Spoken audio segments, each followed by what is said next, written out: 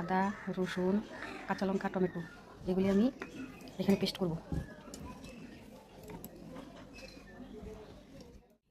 চিংড়ি মাছের মধ্যে হলুদ লবণ দিয়ে দিচ্ছি। তারপরে চিংড়ি মাছগুলো মেখে আমি তেল গরম করে দিয়েছি, ওখানে দিয়ে দিচ্ছি। অল্প স্বল্প নাড়াচাড়া করার পরে ভাজা হয়ে গেলে আমি নামিয়ে নিচ্ছি। আবারও তেল গড়াইতে দিয়ে দিছি, একটু জিরা ফোড়ন দিলাম, অল্প পেঁয়াজ রসুনও দিয়ে দিচ্ছি।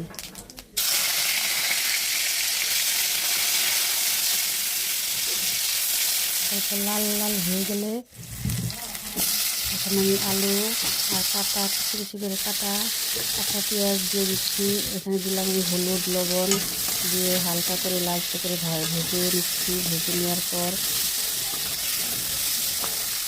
আমি মশলা বেটে রেখেছিলাম, লঙ্কা গুঁড়ো আর জিরা গুঁড়োতে আমি জল দিয়ে দিলাম। জল দিলে ফুলে উঠবো। আর ওখানে আমি কাঁচা লঙ্কা আদা রসুন পেস্ট করে রেখেছিলাম, এটা দিয়ে দিলাম। দেওয়ার পরে কিছুক্ষণ কষানোর পরে আমি ঝোল দিয়ে দেবো।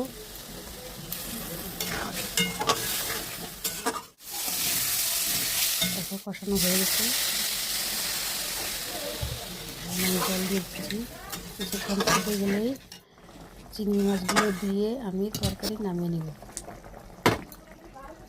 এগুলি খাইতে ভালোই লাগে। এটা হলো চাষের চিংড়ি, তার জন্য পেঁয়াজ রসুন দিয়ে বানাচ্ছি।